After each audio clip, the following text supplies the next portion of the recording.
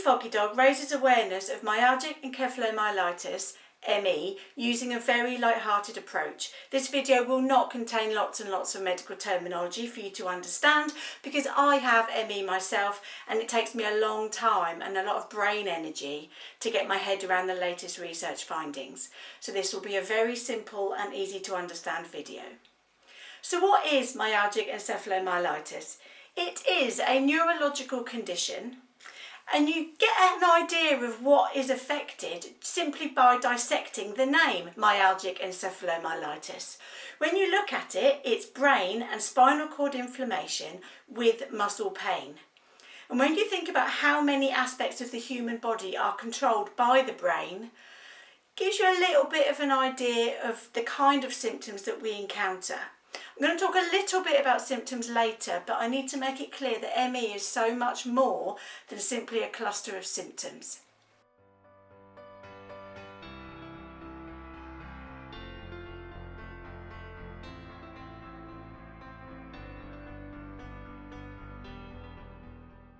In terms of prevalence, over 250,000 people in the UK have ME and 17 to 30 million people have ME worldwide. What I would say is in the UK, the 250,000 statistic is 10 years old. We gain around 9,000 patients every year, but there's also a lot of under and misdiagnosis going on. So I personally would say it's probably around 350,000 patients.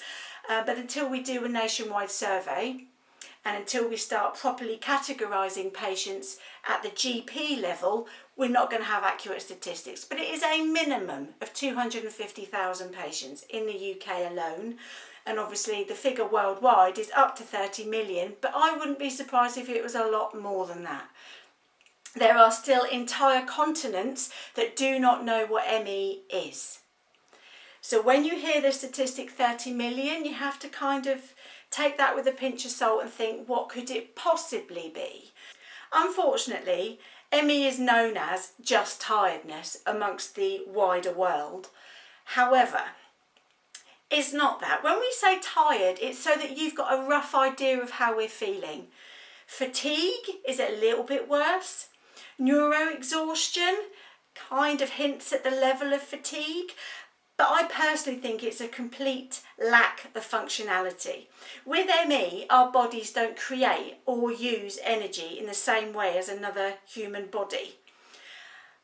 So we are fatigued or neuroexhausted at a cellular level. When I say I'm tired and that I have to go to bed, what I mean is I'm simply not functioning. I can't think straight, I can't talk, I can't stand upright. It's not, oh, I'm a bit tired, yawning, sleepy. It's, I can feel my body is shutting down. So there is a real element of energy deficiency going on. But patients say I'm tired because that's kind of the terminology that they think you will understand. So I've given awareness talks before and I've been told, well, I've got migraines, IBS, my memory's really dodgy. How do I know that I haven't got ME? What I would say to that is, they are just symptoms. In order to get an ME diagnosis, you have to meet the diagnostic criteria. There are a lot of different diagnostic criteria and there is a lot of controversy about which one should be the right one to get an ME diagnosis.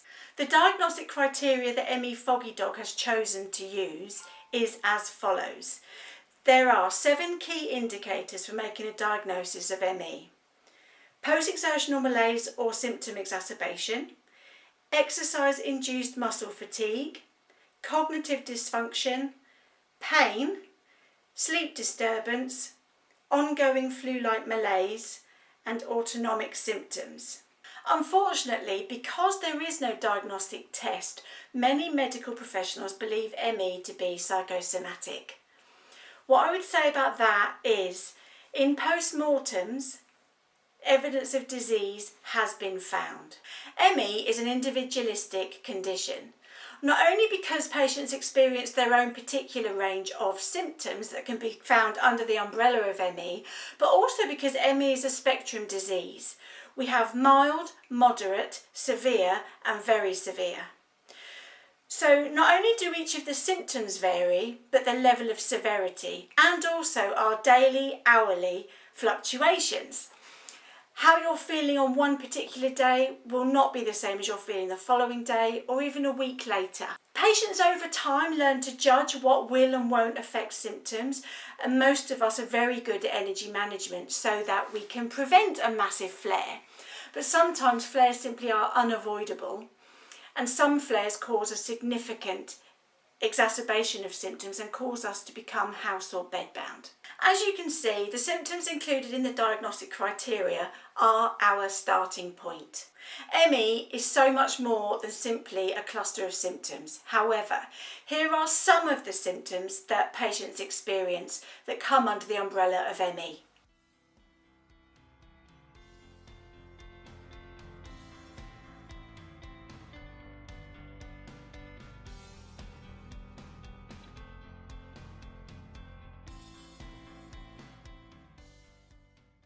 So that's a brief overview of what ME is. Please do engage with ME Foggy Dog on all social media platforms and on mefoggydog.org.